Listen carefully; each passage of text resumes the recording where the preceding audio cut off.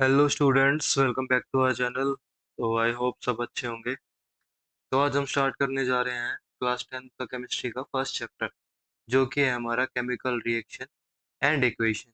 Okay, ये हमारा class 10 का सबसे पहला चैप्टर है, जो इंट्रोड्यूस ही हो रहा है केमिकल रिएक्शन से। अब इसमें हमें सबसे पहले क्या पढ़ना है, कैसे पढ़ना है, वो सारी चीज़ें देखनी है। इसको स्टार्ट करने से पहले, इस चैप्टर को स्टार्ट करने से पहले हमारे कुछ प्री रिक्विजिट है।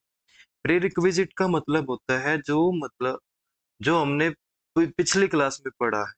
ओके, तो सबसे इम्पोर्टेंट चीज यहाँ पर जो हमें याद होनी चाहिए वो होते हैं केमिकल फॉर्मूला। Chemical formula.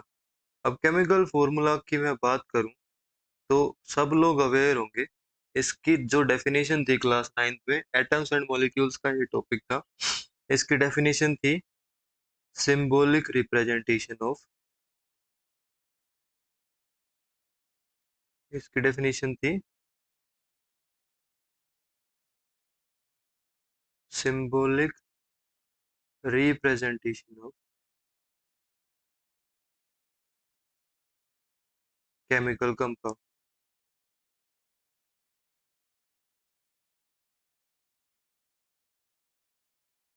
ठीक है, अब ये चीज है कि केमिकल कंपाउंड क्या होते हैं। हमने दो चीजें पढ़ी थी, elements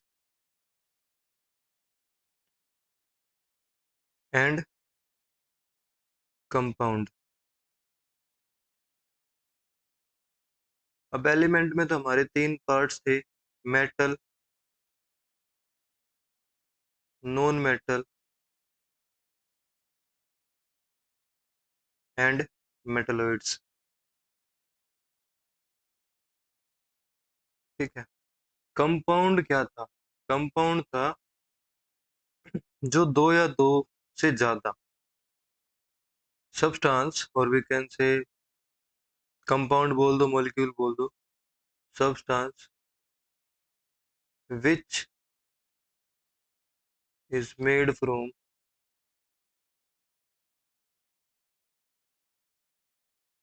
to or more then two elements. ठीक है, ये हमारे कंपाउंड थे। अब बेसिकली इन कंपाउंड को हम ऐसे लिखते हैं, चलो एक एग्जांपल ले लेते हैं। जनरल नेम होता है वाटर का। तो अभी हमें इससे कुछ पता नहीं चल रहा कि ये किससे मिलके बना है, तो उसके लिए इसको सिंबल्स में रिप्रेजेंट करना पड़ेगा। तो सिंबॉलिक रिप्रेजेंटेशन जो होती है हमारी, वो होती है H2O। इसी को क्या बोलते हैं हम? Chemical formula. क्या बोलते हैं? Chemical formula. तो आपको सबसे पहली चीज तो ये आनी चाहिए कि केमिकल फॉर्मूला बनता कैसे है, क्या होता है, क्या नहीं। ठीक है, सेकंड इम्पोर्टेंट चीज होती है तुम्हारी नेम ऑफ केमिकल कंपाउंड।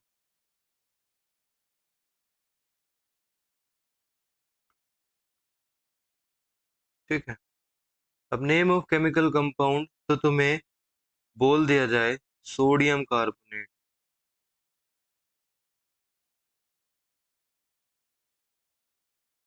तो तुम्हें सबसे पहले सोडियम कार्बोनेट लिखना आना चाहिए। कैसे लिखा जाता है? Na2CO3। ठीक है, उसके बाद सोडियम क्लोराइड बोल दिया जाए,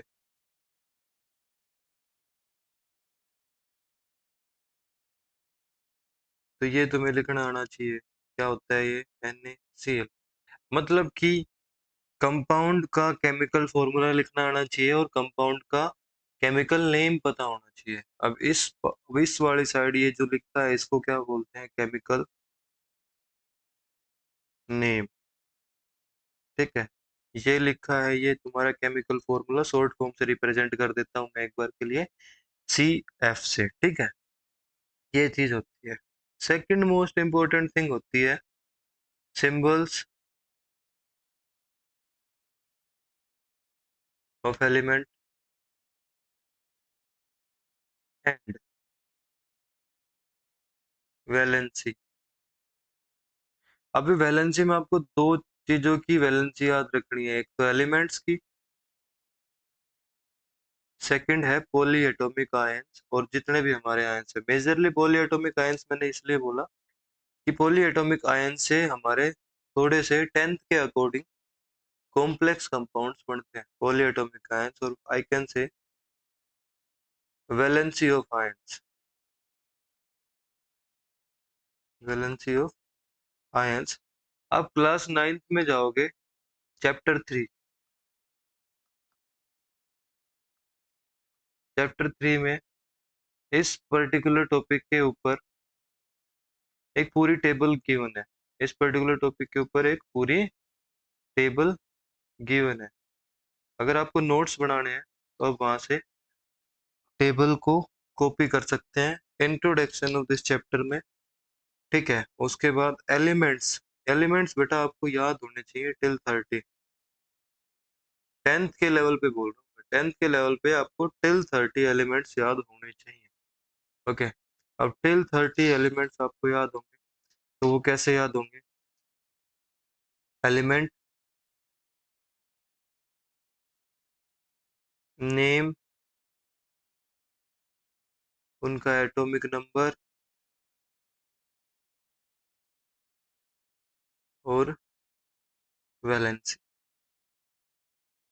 ऐसे करके तुम्हें वो पूरा याद होना चाहिए। मेन चीज क्या है? एलिमेंट का सिंबल याद होना चाहिए। क्या याद होना चाहिए? सिंबल। जैसे हाइड्रोजन को H बोलते हैं, हीलियम He, लिथियम Li, उसके बाद beryllium Be, boron, carbon, nitrogen, oxygen, fluorine, neon, उसके बाद क्या आता है? सोडियम, मैग्नीशियम, एल्यूमिनियम, फिर हमारा आ गया सिलिकॉन, एल्यूमिनियम के बाद आता है हमारा सिलिकॉन, सिलिकॉन के बाद आता है हमारा फॉस्फोरस, फिर सल्फर, ऐसे डिनोट करते हैं, सल्फर के बाद आता है हमारा क्लोरीन, और लास्ट में हमारा क्या आता है? आर्गन। ये टिल 20 हो गए, नहीं 18 हो गए, ये टिल 18 हो गए। उसके बाद potassium, calcium, scandium, titanium, vanadium, chromium, manganese, iron, cobalt, nickel, copper, zinc, ये हमारे टिल 30 एलिमेंट्स हो गए हैं। ठीक है, जिंक का एटॉमिक नंबर होता है 30, तो हमें ये सारी चीजें याद होनी चाहिए। इनकी वैलेंसी क्या होती है? जैसे कॉपर की वैलेंसी होती है एक, या तो 1 होगी, या फिर वैलेंसी कितनी होगी 2, वो डिपेंड करेगा, हमें कंपाउंड देख के समझ में आ जाएगा। आई होप ये चीज आपको समझ में आई होगी। ये रटने वाली चीज है, मैं सीधा बोलता हूँ, रट लो, इसमें कोई समझाने का कॉन्सेप्ट नहीं है। जो समझाने का था वो आता तुम्हारा आउटर मोस्ट सेल के electrons, outermost shells electron, जिसकी वजह से तुम्हारी वैलेंसी बढ़ती है। ठीक है, वो तुम क्लास 9th में पढ़ चुके हो, मैं मान के चल रहा हूँ कि आप लोगों को यहाँ तक आता है। उसके बाद हमने चैप्टर 2 में एक चीज पढ़ा था, physical change and chemical change. Okay, तो फिजिकल चेंज क्या होता है और केमिकल चेंज क्या होता है, हमें ये चीज पता होनी चाहिए। अब फिजिकल चेंज में तो जैसे हो गया तुम्हारा टीयरिंग ऑफ पेपर, तुमने एक पेपर लिया, उसको बीच में से फाड़ दिया, उसके 2 टुकड़े हो गए, जिसमें केमिकल कॉम्पोजिशन चेंज ना हो सब्सटेंस की। केमिकली कैसे बोलते हैं उसको? The change in which the chemical composition of any substance does not change comes under physical change. जैसे कि उसकी स्टेट चेंज हो रही हो, एग्जाम्पल हो गया आइस से क्या बन गया? वाटर बन गया, लिक्विड। ठीक है, आइस था तब भी H2O था, वाटर था तब भी क्या था? H2O था। ठीक है, इससे गैस बन गया, मतलब वेपर्स बन गए, अभी भी क्या है? H2O, ऐसा तो नहीं हुआ ना यहाँ पर जाके H2 और O2 बन गया, नहीं बना ऐसा। मतलब अभी तक इनकी केमिकल प्रॉपर्टीज पे कोई अल्ट्रेशन नहीं आया है, कोई वेरिएशन नहीं आया है। तो ये किसके अंडर आते हैं? फिजिकल चेंज के अंडर। ठीक है, इस पे पूरा है हमारे इस चैप्टर में, क्या होता है क्या नहीं वो आगे पढ़े। केमिकल चेंज होता है when the chemical composition of any substance change, then the change is known as chemical change. Okay, example, general example ले लो, बर्निंग ऑफ वुड और पेपर, किसके अंडर आता है? Chemical change. भाई पेपर को जला दिया, उसके बाद हमें उसकी राख मिल गई, हम उसको वापस से पेपर में कन्वर्ट नहीं कर सकते। अब नहीं कर सकते तो जनरली कैसे प्रोसेस होते हैं? इरिवर्सिबल। ठीक है, कैसे प्रोसेस होते हैं? इरिवर्सिबल। फिजिकल चेंज हम जनरली बोलते हैं, जनरली कैसे होते हैं? रिवर्सिबल। ये आगे सब कुछ आएगा, तो हम वहाँ पे बहुत ज्यादा डिटेल में पढ़ने वाले। अभी मैं बस आपको ब्रीफ दे रहा हूँ कि आपको ये चीजें क्लास 9 से पता होनी। अब बढ़ते हैं हम अपने चैप्टर की ओर। ठीक है, हमारे चैप्टर में बेसिकली ये इंपॉर्टेंट टॉपिक्स हैं जो हमें कवर करने हैं। तो सबसे पहले आता है हमारा चैप्टर का इंट्रोडक्शन, उसके बाद आएगा physical change and chemical change, यहाँ पर हम इसको बहुत ज़्यादा डिटेल में पढ़ेंगे। देन आती है हमारी केमिकल रिएक्शन। फिजिकल चेंज और केमिकल चेंज हो गया, उसके बाद हमें जो पढ़ना है वो है chemical change. On the basis of chemical change ही हम क्या पढ़ेंगे? Chemical reaction. ठीक है, उसके बाद केमिकल इक्वेशन आएगी। भाई जैसे केमिकल कंपाउंड को केमिकल फॉर्मूला की फॉर्म में डिनोट किया ना, ऐसे ही केमिकल रिएक्शन को केमिकल इक्वेशन की फॉर्म में डिनोट करते हैं सिंबॉलिकली। ठीक है, उससे ज्यादा कुछ नहीं है।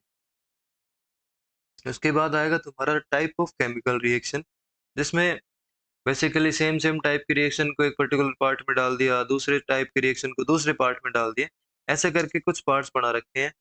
First one is combination reaction, decomposition reaction, displacement reaction, double displacement reaction. Last topic है तुम्हारा कोरोजन ट्रांसपिरेटी। अब ये जो चार रिएक्शन है ये तो मेन रिएक्शन है, इनके अंदर भी कुछ ऐसी रिएक्शंस आती हैं जो हमें पढ़नी है, वो हम आगे पढ़ेंगे। ओके, आई होप यहाँ तक आपको समझ में आया होगा। तो चलिए आगे बढ़ते हैं, स्टार्ट करते हैं। इंट्रोडक्शन क्या है इस चैप्टर का? तो इंट्रोडक्शन क्या है, तो यहाँ से हमें सीखने को क्या मिलेगा? Concept of chemical reaction with the help of examples. ठीक है, understand the characteristics of a chemical change और कॉन्सेप्ट ऑफ केमिकल इक्वेशन। ये क्वेश्चंस डाल रहे हुए हैं, वो बात की बात, वो बात में देखेंगे। अब यहाँ पर सबसे पहली चीज आती है physical change and chemical change. Okay, अब फिजिकल चेंज क्या होता है? Change in which physical properties of substance are altered but the chemical composition remains the same. These changes are usually reversible. ठीक है, क्या बोला? एक ऐसा चेंज जिसमें फिजिकल प्रॉपर्टी किसी सब्सटेंस की चेंज हो रही है, अल्टर हो रही है, बट केमिकल कॉम्पोजिशन सेम है, उसमें कोई ऑल्ट्रेशन नहीं है, कोई अल्ट्रेशन नहीं है, ऐसे चेंज को क्या बोलते हैं? Physical change. This changes are usually reversible. Chemistry में जब उसको गेम करना होता है तो ये टर्म का यूज करता है, यूजुअल। यूजुअली बोलेगा या फिर जनरली बोलेगा? अब इसने यूजुअली बोल के क्या कर दिया? उसको पार्शियली करेक्ट कर दिया कि भाई 99% 98% तो ये चीज सही है, कहीं 1-2% एक्सेप्शन हुआ तो मैं पहले ही जनरली बता देता हूँ कि जनरली ऐसा होता है, 100% गारंटी नहीं ले रहा इस चीज की। ठीक है, तो जनरली ऐसा होता है। अब कैसे होता है कि भाई जैसे वुड है, उसको चॉप कर दिया, अब उस वुड को चॉप तो कर दिया, लेकिन वापस हम उसको एडेसिव की मदद से ज्वाइन कर सकते हैं, लेकिन कंप्लीट वुड को रिवर्ट बैक नहीं कर सकते। है तो फिजिकल चेंज, केमिकल प्रॉपर्टीज थोड़ी ना चेंज हो रही है, बट उसको रिवर्स नहीं कर सकते प्रोसेस को। ठीक है, example, melting of ice, boiling of water, water changes from liquid to gas but it is still H2O. Cutting of paper, the paper shape changes but it is still a paper. Dissolution of salt in water, the salt dissolve but can be recovered by evaporating the water. ठीक है, ये हमारे क्या हो गए? Physical change के example. Okay, उसके बाद हम करते हैं केमिकल चेंजेस। अब केमिकल चेंज में क्या आता है? ये change A chemical change involves a change in the chemical composition of a substance. क्या बोला मैंने? A change involves a change in the chemical composition of a substance. मतलब initially कुछ और था, after जो हमने changes किए, उसके बाद उसकी chemical composition change हो गई, हमें दूसरा compound ही मिल गया, leading to the formation of new substance. These changes are often irreversible. Often irreversible बोल दिया, फिर यहाँ पर वो चीज ले आया often irreversible, मतलब हाँ ठीक है।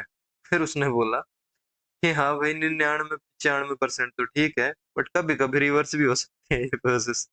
वो 11th क्लास में आता है बेसिकली, पर हम मान के क्या चलेंगे कि इरिवर्सिबल होते हैं जनरली, ठीक है। उसके बाद एग्जांपल ऑफ केमिकल चेंज, तो सबसे पहला आ गया rusting of iron. I hope सब बच्चों ने देखा होगा कि रस्टिंग ऑफ आयरन कैसे होती है। वो आयरन की बॉडी होती है, उसके सरफेस के ऊपर एक रेडिश ब्राउन कलर की लेयर का फॉर्मेशन होने लग जाता है। अगर उसको बारिश में या फिर ऐसे हम बाहर धूप में रख देते हैं, तो उसको क्या बोलते हैं? रस्ट बोलते हैं। और उस प्रोसेस को क्या बोलते हैं? रस्टिंग ऑफ आयरन बोलते हैं। बेसिकली कोरोजन के अंडर आएगा, तो हम आगे पढ़ेंगे उसको बहुत अच्छे से। उसके बाद wood react with oxygen to produce carbon dioxide and water and ash. ये क्या है तुम्हारा? Burning of wood. अब बर्निंग ऑफ वुड है, सर ऑक्सीजन के साथ रिएक्ट कर रही है, कार्बन डाइऑक्साइड प्रोड्यूस कर रही है, वाटर तो नहीं दिखता हमें कभी भी। बेटा एक रिएक्शन होती है जिसको बोलते हैं एक्सोथर्मिक रिएक्शन, आगे पढ़ेंगे हम। तो वाटर होता है ना, वो कम अमाउंट में बनता है। जो मॉइस्चर प्रेजेंट होता है थोड़ा बहुत वुड के अंदर प्रेजेंट होगा, सर वो तो बहुत ज्यादा ड्राई होता है, बट वहां पे भी थोड़ा बहुत प्रेजेंट होता है वाटर। वो क्या हो जाता है? वेपराइज हो जाता है। क्या हो जाता है? Vaporise. Okay. Baking a cake, the ingredients undergo a chemical reaction to form new substances like carbon dioxide and new compound. अब बेकिंग ऑफ केक में कार्बन डाइऑक्साइड कैसे बन गई भैया? तुम्हारी जो बेकरीज वगैरह होती हैं, या फिर तुम्हारे घर पे भी कभी तुम्हारी मदर ने बनाया होगा केक वगैरह, या फिर कुछ ऐसा सब्सटेंस बनाते हैं। फॉर एग्जांपल इडली बनाती हैं, ढोकला बनाती हैं, ठीक है। वहां पर एक चीज इंक्लूड की जाती है, बेकिंग सोडा। क्या बोलते हैं? Baking soda. उसको बोलेंगे बेकिंग पाउडर। तो वो कुछ थोड़ा सा ऐसे सोल्ट जैसा होता है, उसको ऐड करेंगे। जो क्या होता है, जिसको हीट करते हैं ना, जब इसको हीट करते हैं तो कार्बन डाइऑक्साइड बनती है। अब इंग्रेडिएंट्स हैं, तो वो एक ऐसे लिक्विड फॉर्म होगी, थोड़ी सी थिक लिक्विड बोल सकते हैं। अब वो उसमें से जब कार्बन डाइऑक्साइड बनेगी तो वो बबल्स बढ़ने लगेंगे। अब वो बबल्स बढ़ने लगेंगे तो ऐसा कुछ होगा, ये तुम्हारा पैन होगा, इसमें वो इंग्रेडिएंट्स है, तुम उसको हीट कर रहे हो तो ऐसे ऐसे करके बबल्स बढ़ने लगेंगे ना। वो बबल्स किसके बनते हैं बेटा? कार्बन डाइऑक्साइड गैस के। वो ऊपर जाना चाहेंगे, पर वो थिक इतना होगा कि ऊपर जा नहीं पाएंगे। तो इसका लेवल थोड़े टाइम के बाद क्या हो जाता है? रेज हो जाता है। वो रीजन होता है क्यों? क्योंकि कार्बन डाइऑक्साइड का फॉर्मेशन इनिशियली हमारा बैटर यहाँ तक था, लेकिन जब हमने फाइनली देखा तो वो यहाँ तक पहुंच गया। ऐसा क्यों हुआ? Due to the formation of bubbles of carbon dioxide gas, ठीक है। तो कार्बन डाइऑक्साइड गैस बनी, और बन के ये बबल्स हो गए। अब वो जब तुम्हारा सोलिडिफाई हो गया ना, पूरा का पूरा सब्सटेंस, तो ये जो कार्बन डाइऑक्साइड ये यहाँ रहती है नहीं, ये क्या हो जाती है? एस्केप आउट हो जाती है, ठीक है। उसकी वजह से तुम्हारा केक कैसा होता है? फ्लफी होता है। इडली देखी है आपने कितनी फ्लफी होती है? ढोकला देखा है? उसमें ऐसे उसको काट कट करके देखोगे तो तुम्हें दिखेगा कि वहां पर क्या है? छोटे छोटे होल्स देखने को मिलेंगे, ठीक है। एक और एग्जांपल होता है रिएक्शन ऑफ विनेगर। विनेगर को बोलते हैं सिरका, जो ऐसे तुम्हारे डेली यूज में भी काम आता है। विद बेकिंग सोडा एक रिएक्शन होती है, it produce carbon dioxide gas and form new compounds, ठीक है।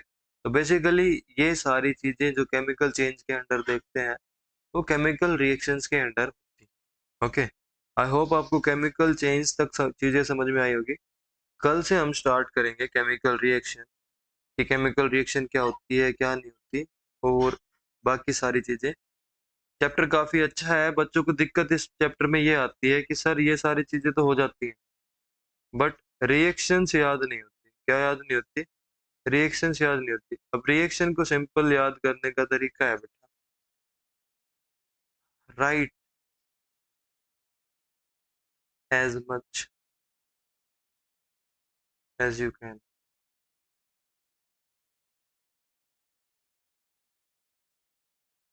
रिएक्शन को इसी तरीके से याद किया जा सकता है और कोई भी ऑप्शन नहीं है।